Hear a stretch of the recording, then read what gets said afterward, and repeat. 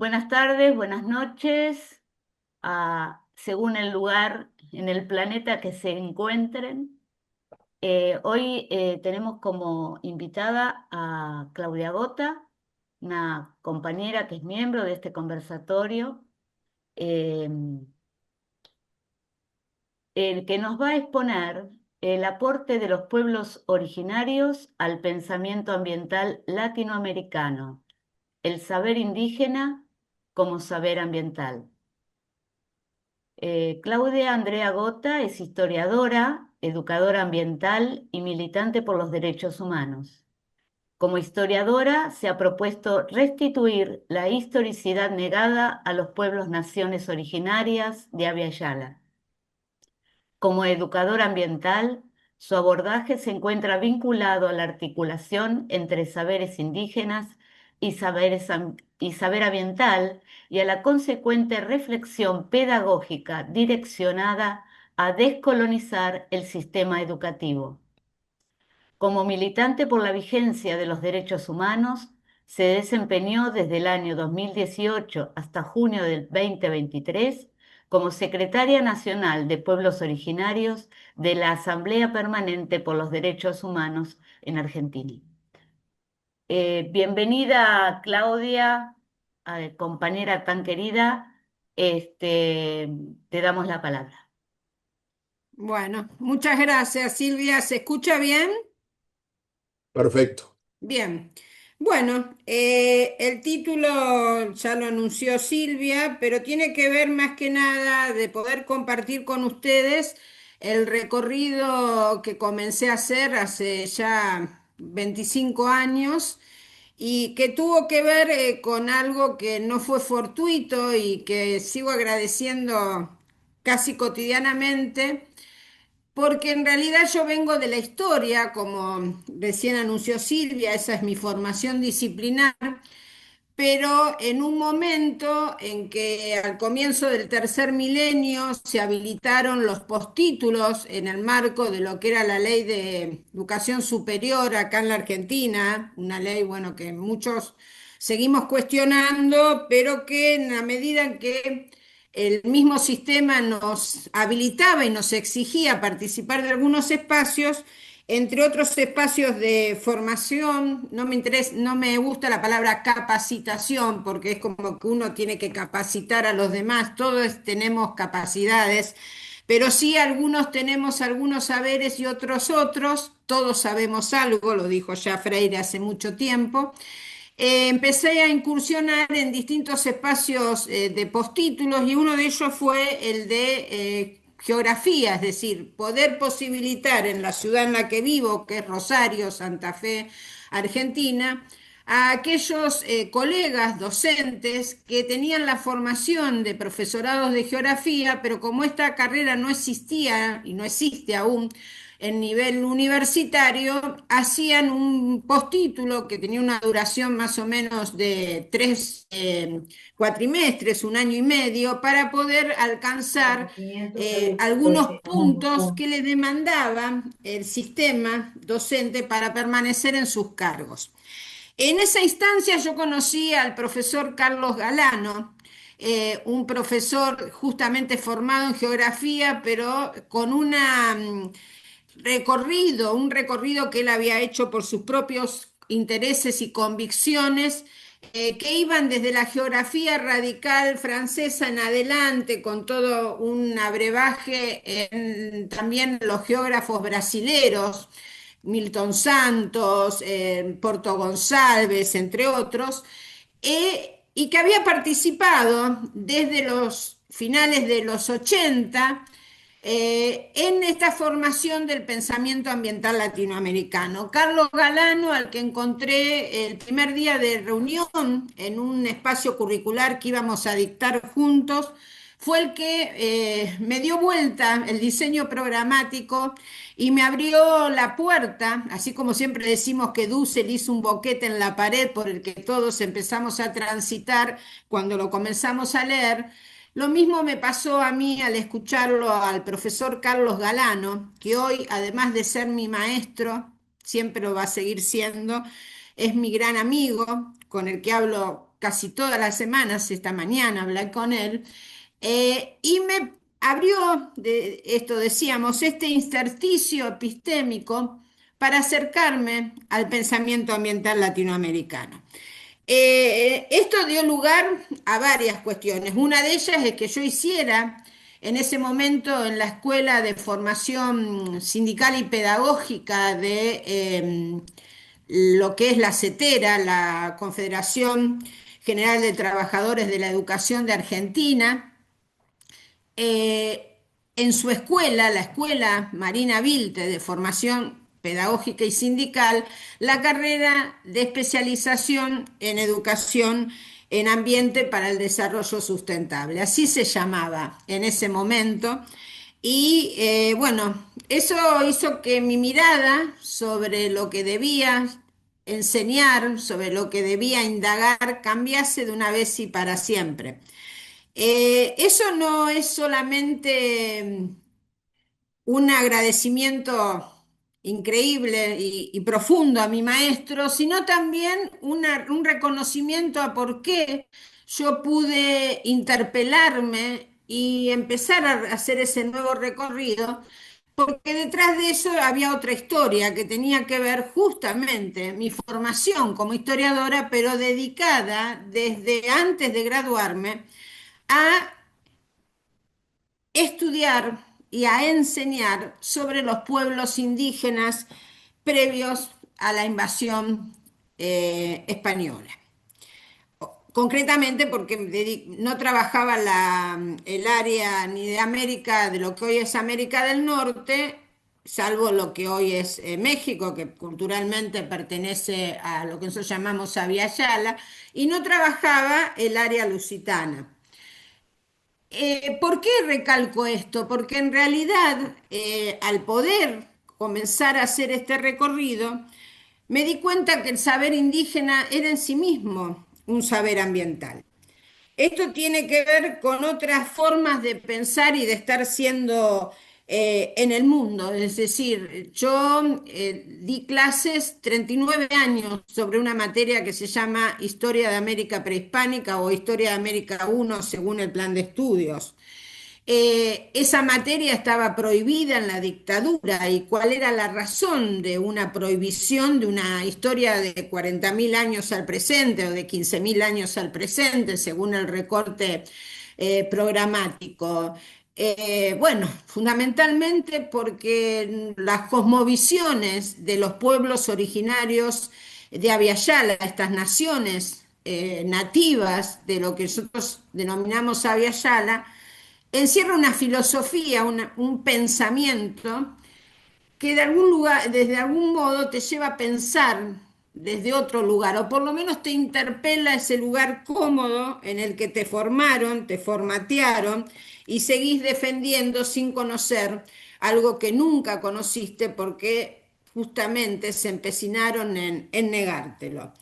Eh, Esto básicamente abrió entonces este ingreso al conocimiento y a profundizar el espacio este del pensamiento ambiental latinoamericano, a conocer otras voces, otros decires, otros sentipensares y por supuesto a repensar esos saberes que conocía pero que nunca había indagado o interpelado desde ese otro lugar. Fundamentalmente, la educación ambiental desde el pensamiento ambiental latinoamericano nos invita a desaber lo sabido y a repensar lo no pensado, a pensar lo no pensado. Y fundamentalmente desde el escenario de la vida, no es otra cosa más que eso, porque la vida en sí misma es compleja, es diversa, es incierta. En las especies no humanas existe la cooperación, algo que nuestra especie se empecina en negar o en olvidar. Y fundamentalmente nos llevaba entonces a hacernos una pregunta: ¿qué de todo esto tiene el sistema educativo hegemónico? ¿Qué tiene de complejo, de diverso, de incierto, cuando en realidad, y más en la educación superior, concretamente en la universitaria, donde yo me desempeñé los últimos 30 años como docente, porque al comienzo sí había trabajado en escuelas medias y también una parte del siglo XXI, por así decirlo, en profesorados, pero bueno, del año 85, de 1985 al 2023, yo me desempeñé como docente universitaria. Entonces, en ese lugar donde todo está ya sabido, legitimado, pero donde reina el pensamiento prácticamente único, todo esto no existía. Incluso, como siempre decimos, es el lugar donde el diseño de la modernidad, colonialidad, sigue siendo el hegemónico, ¿no? Entonces, esta invitación a pensar desde otro lugar se conjugaba con todo lo que yo ya conocía de ese estar siendo de los pueblos indígenas, originarios, nativos, como quisiéramos llamarles, siempre digo, incluso el de aborígenes, es desde el origen, no es otra cosa, no es como en algún momento se lo pensó, porque cada uno de ellos tiene un nombre propio en su propia lengua, incluso otros en otras lenguas que le han dado sus vecinos en la historia y en el presente. Ellos son los verdaderos, como siempre decimos, descubridores de Abya Yala. Llegaron allá hace más de 40.000 años por Beringia, después llegaron también por oleadas transpacíficas. Ellos han estado desde siempre y siguen estando en estos territorios de vida y para la vida, y nos han enseñado a pensar desde otro lugar. Nosotros decíamos que la invitación de la educación ambiental desde el pensamiento ambiental latinoamericano es la verdadera educación. Y nos invita a decir que si no hacemos lo posible de cambiar la educación, nos veremos confrontados o obligados a confrontarnos con lo impensable. La educación ambiental es para nosotros la educación. Y no es una educación meramente ecológica. Y esto tiene que ver con cómo concebir esta crisis ambiental de la que hablamos, esta crisis ambiental de nuestro tiempo, que no es ni más ni menos que una crisis civilizatoria. Esto quiere decir que no es meramente una crisis ecológica, no estamos hablando solamente de la preservación de ciertos espacios, de ciertas especies, de lo que algunos llaman el cambio climático. Para nosotros eso es prácticamente un oxímoron, porque el clima siempre cambió. Lo que ahora hay es un calentamiento global que está en consonancia con un modelo productivo hegemónico de este capitalismo y este extractivismo feroz que está empecinado en seguir profundizando la extinción de la vida, que ya ha comenzado. De esto, si quieren, podemos hablar luego. Es casi apocalíptico decirlo así, pero tampoco podemos dejar de decirlo, de enunciarlo. La extinción de la vida ya ha comenzado en algunos lugares del planeta. Es un proceso que nosotros, por nuestra corta expectativa de vida, no vamos a ver. Probablemente esto tarde como mínimo un siglo y medio, tal vez dos, tal vez más, pero ya ha comenzado. Pero entonces esta crisis, que justamente no es meramente ecológica, sino que es una crisis civilizatoria, para el pensamiento ambiental latinoamericano, que fue comenzado a diseñarse desde finales de los 80 y que va a tener luego en el manifiesto por la vida, para una ética de la sustentabilidad, que es prácticamente el documento fundacional, un manifiesto preliminar que sienta las bases de lo que va a ser esta propuesta. Esta crisis, que es civilizatoria, hunde sus raíces en la forma en que seguimos construyendo saber. Esto entonces es lo que nos interpela, y por eso el título, ¿no? Porque en esta interpelación hay un lugar reservado al saber indígena, que no es el único al que recurre como fuente el pensamiento ambiental latinoamericano, no es el único, hay otros. Pero ¿por qué este pensamiento, este pensar propio, estas cosmogonías, estas filosofías negadas de nuestros pueblos, nos llevan a poder diseñar otra educación, otra pedagogía que necesariamente debe ser comunitaria, porque así ellos están siendo desde siempre en sus territorios de vida y que además, como decimos, nos llevan a recurrir, por un lado, a la descolonialidad y por el otro lado, a la interculturalidad para poder diseñar estas pedagogías comunitarias y así propiciar horizontes pluriversales. Ese título, si uno lo desgrana, tiene varias cuestiones. La descolonialidad, ya sabemos, lo hemos hablado muchas veces, es mucho más allá, va mucho más allá de reconocer que estamos colonizados. Es comenzar a hacer algo para descolonizarnos.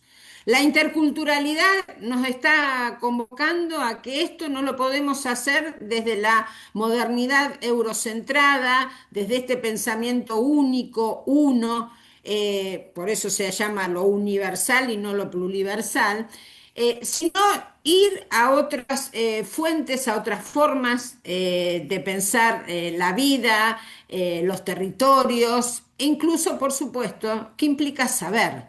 El saber en las pedagogías comunitarias es saber hacer, y saber hacer con otros, con otras, con otros. Y por supuesto, para propiciar horizontes pluriversales. Este término de horizonte yo siempre lo tomo de Kush, y lo digo muy brevemente. Kush plantea cuando trabaja la cultura un binomio que es muy fuerte, que es el suelo y el horizonte, ¿no? El suelo es ese lugar desde donde es un pueblo, ese es el lugar desde donde una comunidad, un pueblo-nación está siendo, ¿sí? Y ahí está todo, todo, desde los ritos primordiales hasta cómo conciben la reproducción de la vida material a partir de la reciprocidad, de la autosuficiencia, de la cooperación. Bueno, de eso hay muchísimo para hablar. Cualquier cosa después se harán las preguntas de los aspectos que le interesen profundizar, pero ese desde dónde de un pueblo al que Kush llama el suelo, el lugar donde se está siendo, tiene el otro concepto que le acompaña, que es el de horizonte, que es el hacia dónde de un pueblo, es decir, es lo que nosotros llamaríamos un proyecto que por supuesto, además de ser epistémico en términos filosóficos, ontológicos y demás, es político. Y eso tiene que ser siempre pluriversal, porque no puede estar basado en lo único, sino en esa diversidad que justamente somos. Y somos diversidad, además, porque somos ambiente. Y acá viene la otra pata del problema, cuando nosotros hablamos de educación ambiental y no la concebimos meramente como ecológica. El concepto de ambiente dentro del pensamiento ambiental latinoamericano es complejo, es holístico y por supuesto no es solamente lo que la modernidad llamó naturaleza, ¿sí? No es eso que está fuera de nosotros, sino es esa conjunción compleja entre todas las expresiones de vida y no solamente las no humanas y no solamente desde esa perspectiva para nada de separación entre naturaleza y cultura o entre sociedad y medio ecológico. Por eso para nosotros los problemas ambientales son mucho más que los problemas ecológicos y por eso la crisis ambiental no es solamente una crisis respecto a lo que el pensamiento hegemónico, el modelo hegemónico del capitalismo que ha convertido a los territorios de vida y para la vida en territorios, en tierra, mejor dicho, porque la consideran meramente un recurso, un medio de producción para el mercado y el capital. Nosotros no hablamos de recursos, no hablamos tampoco hoy ya de naturaleza. Y esto viene siendo interpelado desde distintos lugares, pero fundamentalmente, teniendo en cuenta este espacio que hoy nos convoca, en los pueblos indígenas la palabra naturaleza no existe. En las lenguas indígenas no existe algo que está fuera de la comunidad meramente humana, porque justamente hablan de comunidad y no hablan de sociedad. la noción de comunidad en los pueblos indígenas, en esas cosmogonías ancestrales y profundamente complejas, en esa noción de cosmos entra la vida humana y todas las demás expresiones de vida. Y cuando decimos todas las demás expresiones de vida, estamos haciendo alusión no solamente, por ejemplo, a lo que llamamos los animales, sino también al monte, al bosque, a la laguna, a los cerros o apus sagrados, al mar, al río, a todas las expresiones del mundo vegetal, que todas, y necesariamente debe ser así, deben estar en armonía. Esto que parece y se ha convertido en las voces de muchos que repiten nuestros discursos sin tenerlos internalizados, parece un mero cliché, pero no. Esto nos lleva justamente a poder concebir la complejidad y la profundidad que tienen los problemas ambientales. Los problemas ambientales no pueden ser pensados, diagnosticados, medidos desde la afuera, porque nosotros somos ambiente. Y en razón de ello, los mejores indicadores los construyen las propias comunidades de vida que los sufren. En ese sentido, las ciencias ambientales no formarían parte del pensamiento ambiental latinoamericano. Eso no quiere decir que el pensamiento ambiental latinoamericano no recurra a ciertos conocimientos de la ciencia tal como la pensó la modernidad. No es dejar todo de lado, pero saber, sí, que eso no es lo único, que hay otras formas de pensar que van más allá de la ciencia como la concibió la modernidad. Y acá entonces aparece una crítica a los dos paradigmas que muchas veces ya lo hemos enunciado, yo creo que en este espacio en otro momento lo he dicho.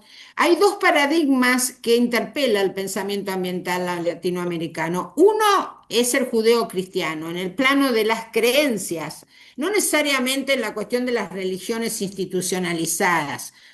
Eh, o sí, ¿por qué no? Pero vayamos a esto, al paradigma judeocristiano que ha puesto al hombre blanco, al macho blanco, por encima de todas las otras expresiones de vida. Ese hombre blanco es el único que está hecho a imagen y semejanza del verdadero Dios.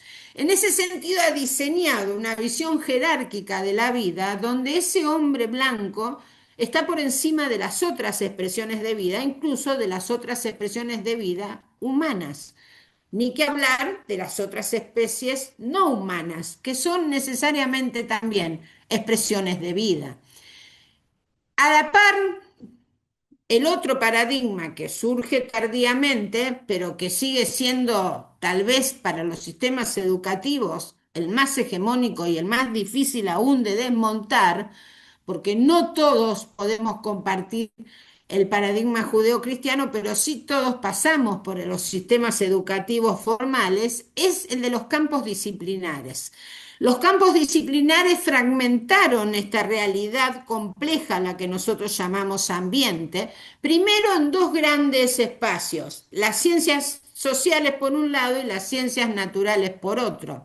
A eso después se le suman un montón de otros parcelamientos que además cada vez más en razón de la especialización, del avance científico-tecnológico, se dividen en mayor número de especializaciones que dan lugar a compartimentos verdaderamente estancos sin estar interconectados. Pero ya esa división entre ciencia natural y ciencias sociales ha cometido un error, no solamente desde el punto de vista epistémico para nosotros, sino que explica gran parte de nuestras tragedias. Porque ese afuera de la naturaleza, eso que prácticamente nada tiene que ver con nosotros, que somos sociedad, socios de qué, me pregunto. Pero bueno, esa es la categoría que sigue siendo hegemónica en la teoría sociológica que se enseña en casi todos los espacios educativos, ese es el concepto con el cual nos nombramos, está dejando afuera a esas otras vidas que no forman parte de esta noción de sociedad, en tanto solamente la integran en diferentes taxonomías de edades, de género, de lo que ustedes quieran, la especie humana. Allá afuera queda la naturaleza, esa naturaleza que está allí ¿para qué? Para cosificarla y en última medida para mercantilizarla. Todo esto está cosificado y está tiene un precio que hoy está claro. Todo esto está al servicio del mercado y el capital. También nosotros, por supuesto, en esta mirada que hoy nos agobia y nos preocupa. Pero esa noción de naturaleza no existe en ninguna lengua indígena y esto no es un mero indicador, esto nos está dando lugar a otra forma de pensar la concepción compleja de la vida, la noción de equilibrio, la noción de equilibrio entre esas multiplicidad de formas de vida, que explica, por ejemplo, no solamente otras formas de pensarse, de pensar, ¿no? Sino, por ejemplo, ¿por qué sabemos que no va a haber derechos humanos si no hay derechos ambientales?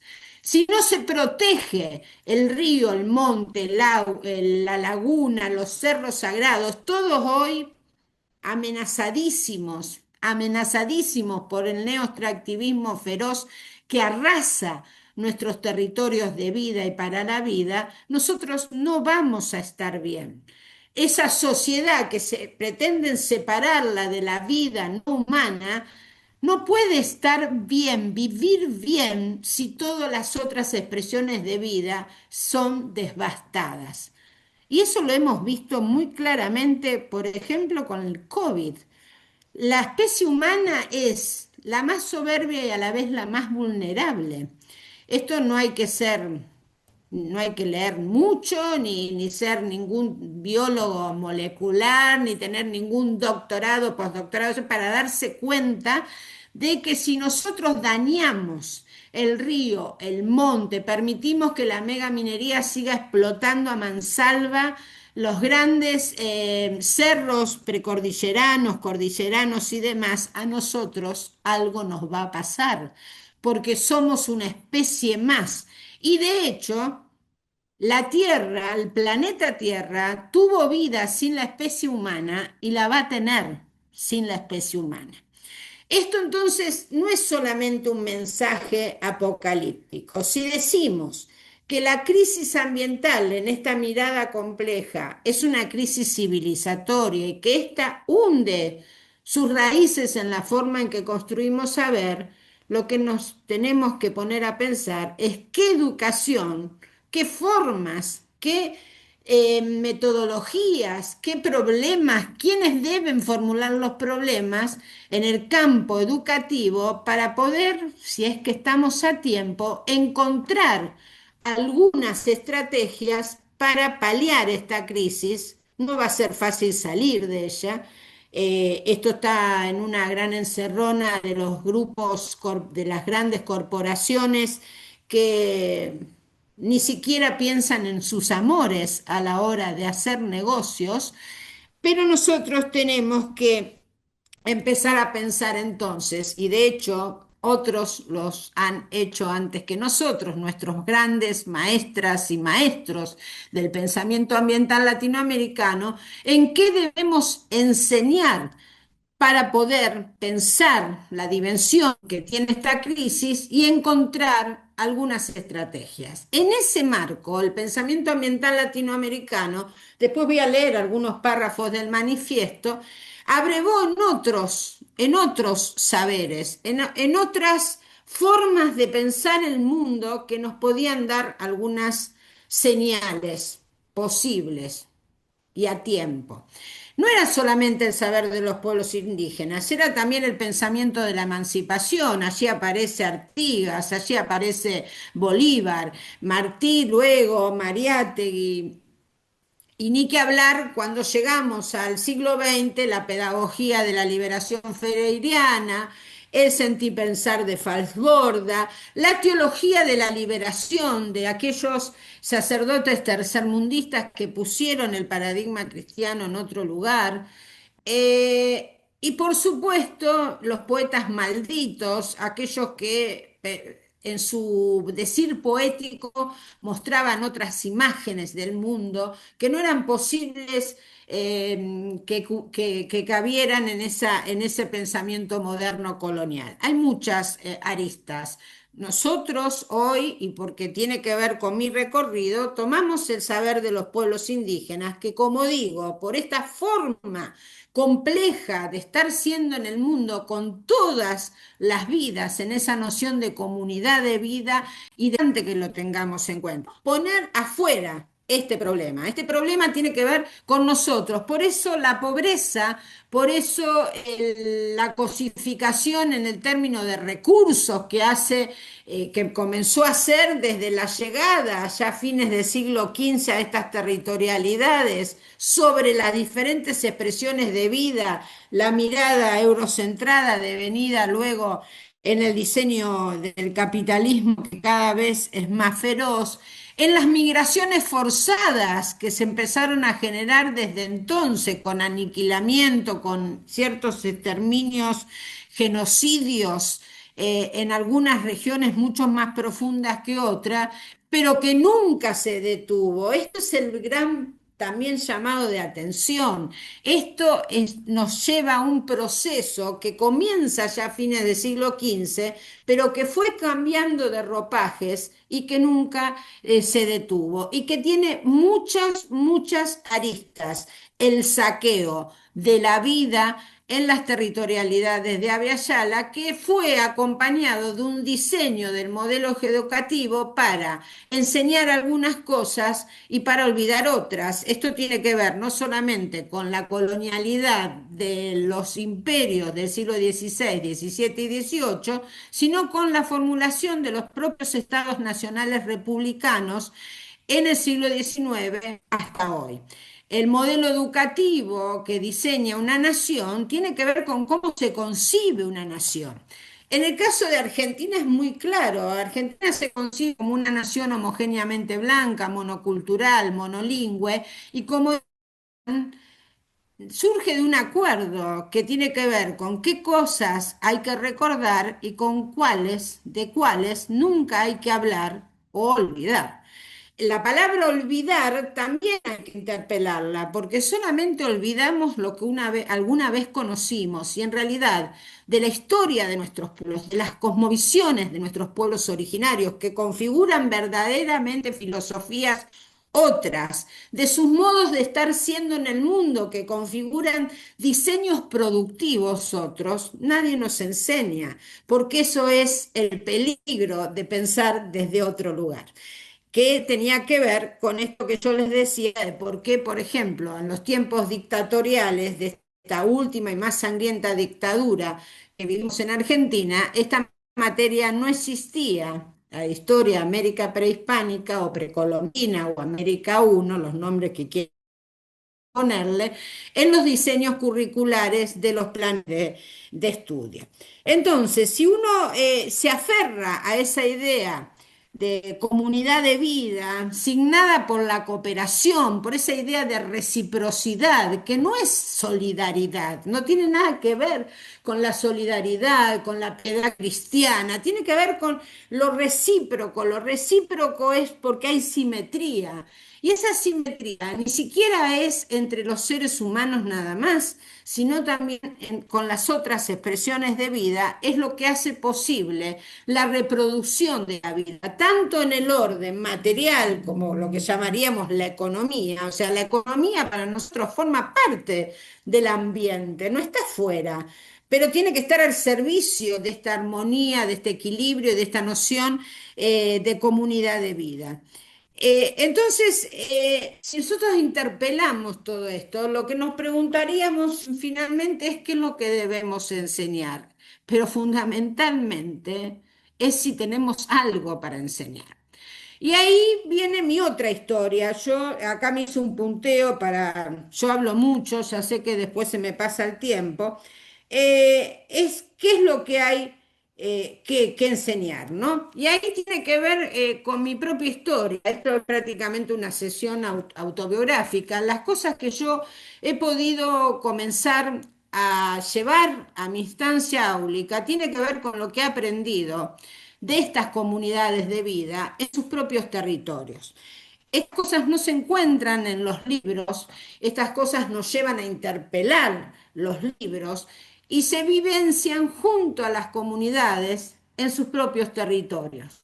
La noción de cooperación, la noción de autosuficiencia, la noción de autodeterminación, estas banderas que son verdaderas banderas políticas al servicio de la liberación bien entendida de los pueblos, no son formulaciones que surgen de alguna línea más o menos eh, eh, potable, de izquierda, como quieran llamarle, tienen que ver con la historia.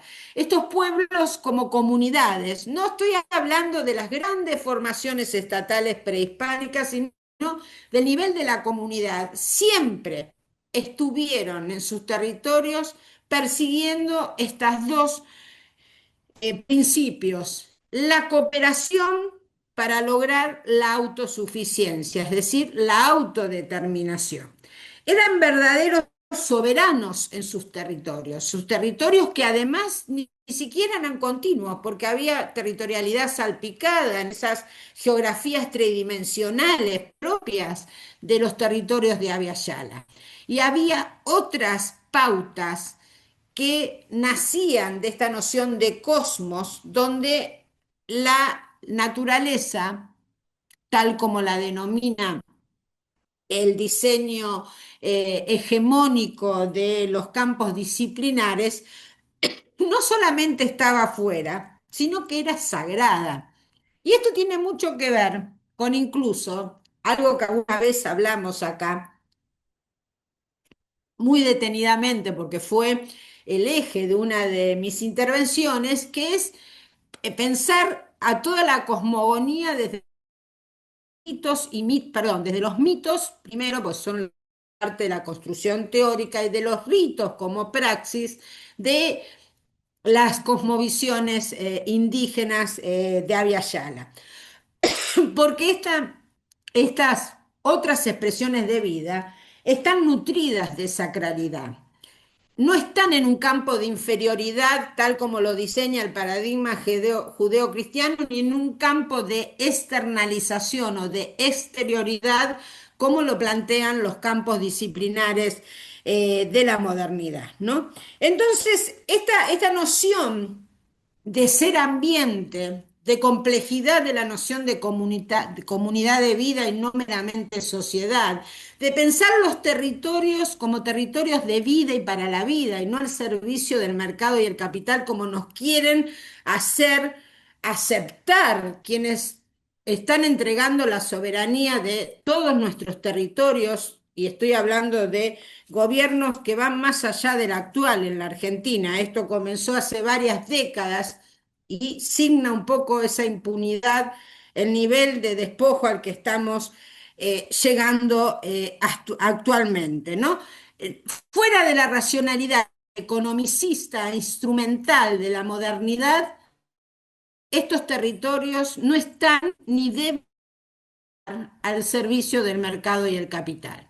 Deben estar al servicio de la autodeterminación y la autosuficiencia de los pueblos y comunidades que desde siempre defendieron esa biodiversidad y esos principios, algo que a nosotros nunca nos enseñaron. Por eso nos cuesta tanto pensar en esta pedagogía comunitaria, en estos diseños de horizontes pluriversales, en esta educación ambiental que para ser verdaderamente una educación ambiental deberá ser descolonial e intercultural. Y si no, no será.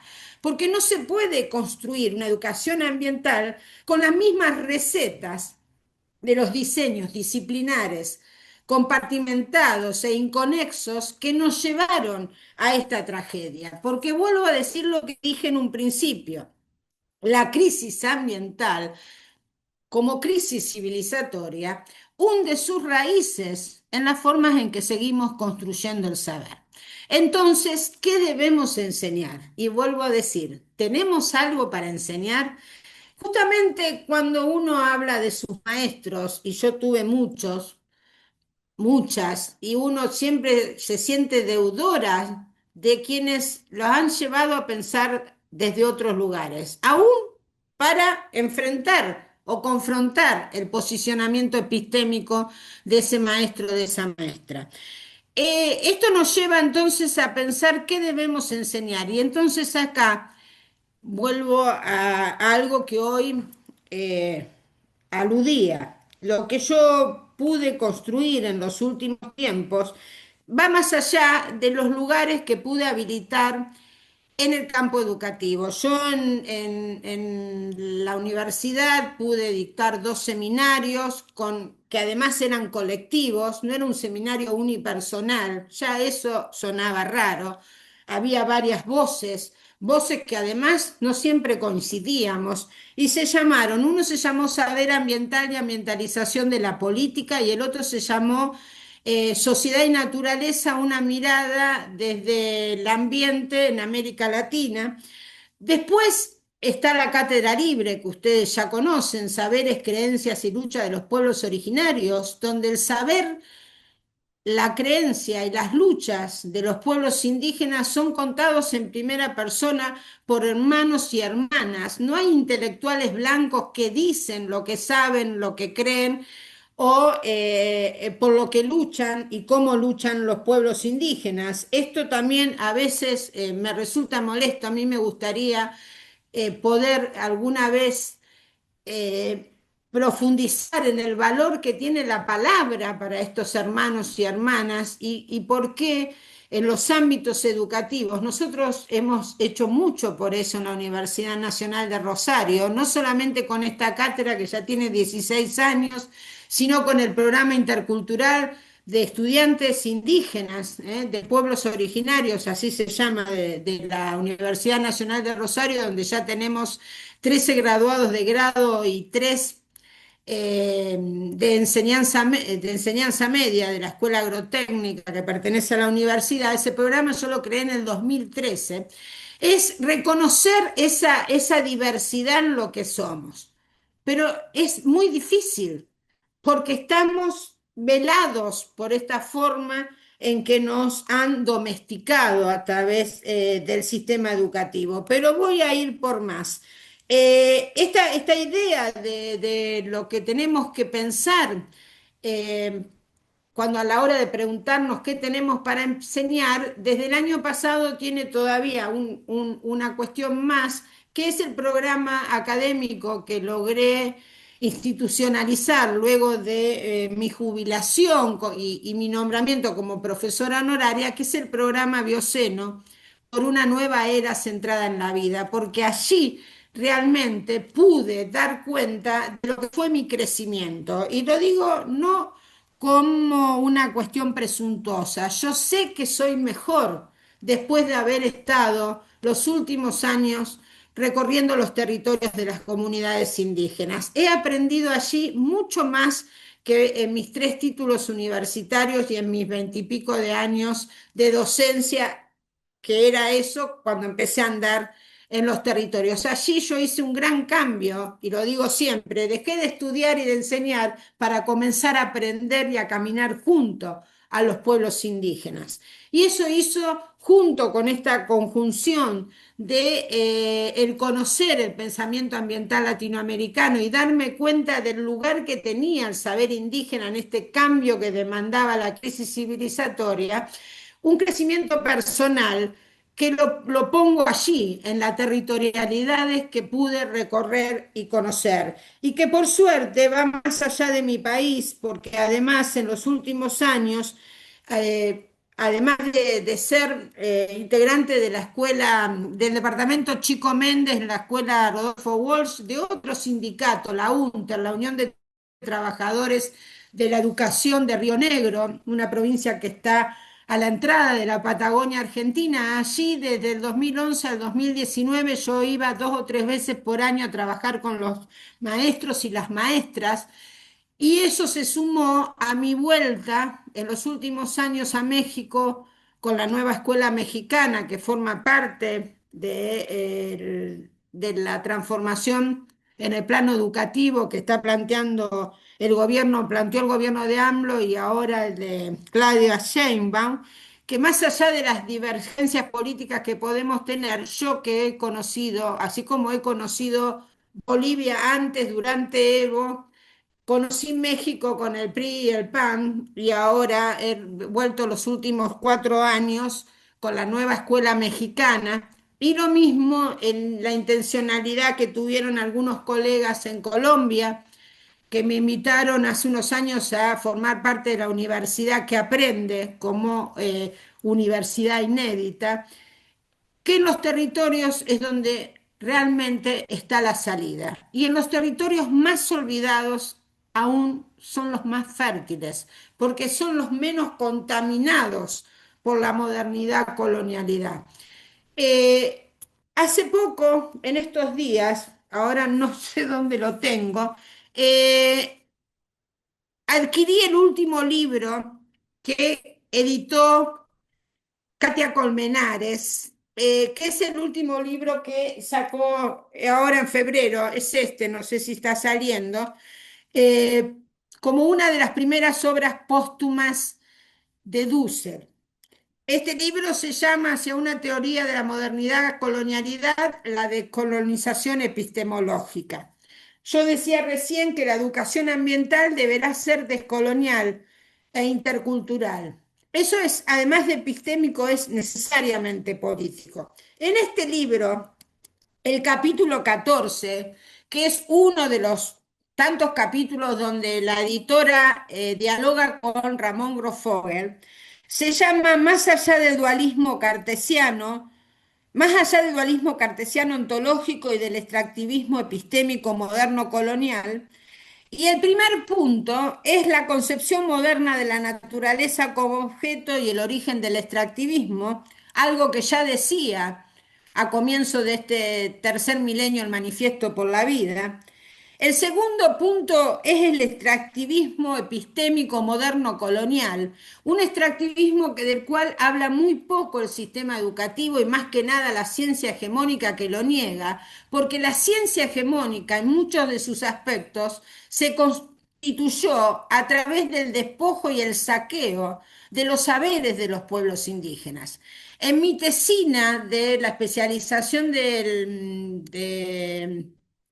en educación ambiental, yo dediqué un capítulo al ultraje del conocimiento y es algo de lo que pocos hablamos. Cuando hablamos del despojo del mercado y el capital, no es solamente esa noción de recurso que se impone con quitar tierras, con desalojar a las comunidades, con envenenar los montes, los ríos, con explotar los cerros por la megaminería, sino también con el despojo epistémico que han hecho los grandes laboratorios y también las grandes corporaciones, convirtiéndose en patentes y en commodities los conocimientos milenarios de nuestros pueblos originarios, que van desde cuestiones medicinales hasta cuestiones gastronómicas, como por ejemplo el caso de la quinoa. Y por último, el tercer punto se llama la ética de la reproducción de la vida, el tercer punto de ese capítulo 14, más allá del modo de ser y el estar moderno colonial. De esto ya nos hablaba Kush hace más de medio siglo, del estar siendo, que no es el mero ser, ¿eh? Y por supuesto, también nuestros maestros del pensamiento ambiental latinoamericano hablaron de esto hace décadas. ¿Qué quiero decir? No quiero defenestrar con esto el capítulo, quiero decir que el pensamiento ambiental latinoamericano hace más de 25 años que está llamando la atención sobre esto que hoy aparece en este capítulo 14. Por un lado, esta crítica al dualismo cartesiano, porque acá hablamos de la diversidad y para nada la mirada cartesiana sobre el espacio, que además nunca pensó la modernidad, está sostenida en la noción de territorios de vida, que recupera ese espesor, esa mirada pleptoide que tienen nuestros pueblos sobre sus territorios de vida, y que además han sido sometidos a ese extractivismo epistémico. Y por último, esta ética de la vida, que aparece como una nueva concepción de la ética, que no está basada en la mera razón, no es propia de la racionalidad de la modernidad colonial eurocentrada, la ética ambiental. La ética ambiental, porque además el pensamiento ambiental, nosotros estamos haciendo hoy un abordaje o un acercamiento o una aproximación para ser un poco más modestos y acertados a esa faceta que tiene que ver con lo educativo, pero el pensamiento ambiental latinoamericano cuestiona todas las facetas de que se han impuesto por las formaciones académicas en esa mirada meramente de la sociedad, entre ellos derechos humanos, la noción de justicia, porque la justicia ambiental es otra cosa, y por supuesto la ética ambiental va más allá, por esto que decía, de no estar basada en la racionalidad de la ética limitada al ser humano. La ética ambiental está planteando la capacidad del sentir y la capacidad de la vida. Entonces, por eso se explica que la Pacha pueda ser sujeto de derecho y también sujeto de ética,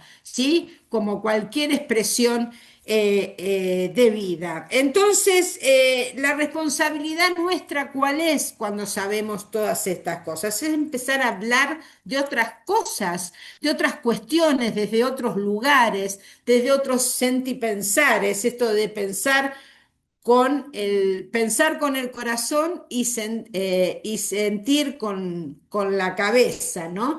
Que nos decía Falborda, pero que está tan presente en nuestros pueblos, porque esto nos dicen sus mitos, sus relatos incluso hoy, cuando no están contaminados y se reúnen por días a hablar de las cuestiones que le preocupan y a veces son tan generosos que nos permiten compartirlas y reconocer el valor que tiene en esa oralidad la palabra. Cuando uno tiene la posibilidad de hablar, hay que hablar con fundamento, hay que decir cosas que valga la pena escuchar.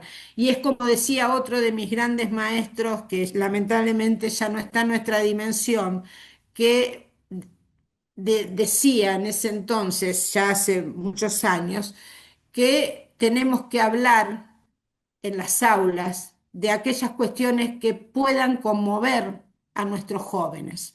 Eso quiere decir que tengamos que hablar nada más y nada menos de la importancia de garantizar vida para quienes todavía estamos aquí y más que nada para las generaciones futuras. El compromiso que tiene la educación ambiental desde el pensamiento ambiental latinoamericano es básicamente transgeneracional.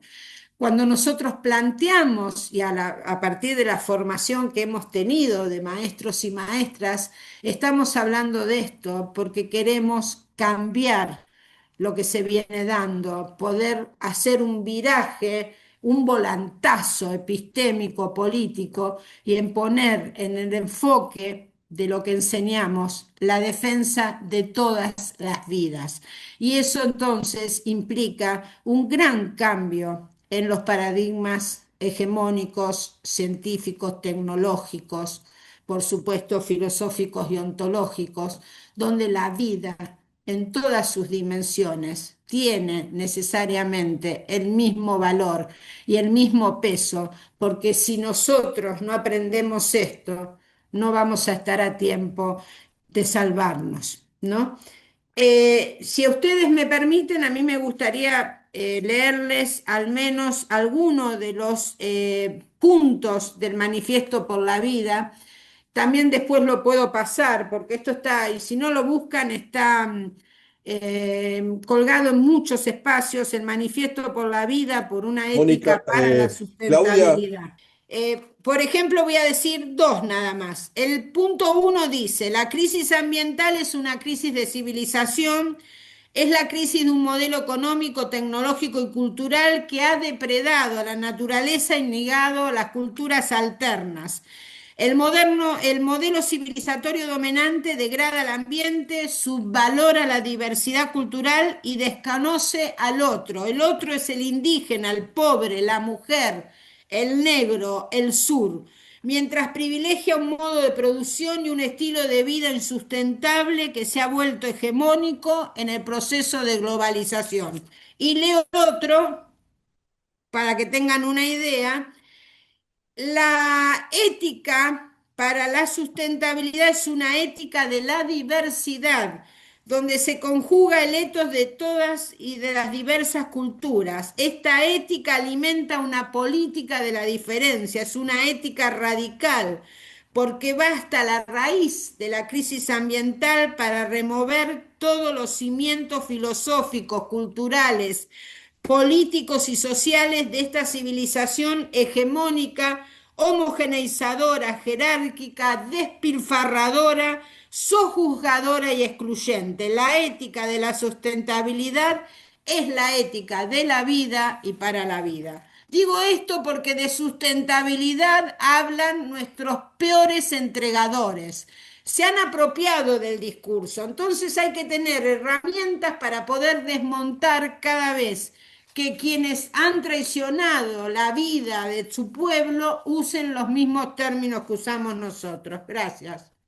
No, cuando presenté a comienzos de este año el programa académico Bioceno, tomé esta poesía que se llama Pasiones de Vicente Cito Lema, un gran y entrañable amigo que tampoco ya está entre nosotros, con el que he compartido jornadas entrañables en el sur de mi país, y la adapté, está parafraseada en los últimos versos, pero dice lo siguiente. A pesar de que llamen a degüello bajo el cielo malicioso y honren con la ley como corona de laureles el tiro por la espalda, por encima de la angustia que corroe, la resignación que opaca y el hambre que se traga el alma en la oscura tristeza de estos días, aún así, desde abajo, hondo, el viejo corazón humano resiste a borbotones, planta banderas entre las nubes rojas. Hemos decidido instaurar el bioceno. Los invitamos a sumarse y acompañarnos. La memoria nos guía, la conciencia nos crece. La belleza, compañeros y compañeras, la belleza es nuestra. Muchas gracias.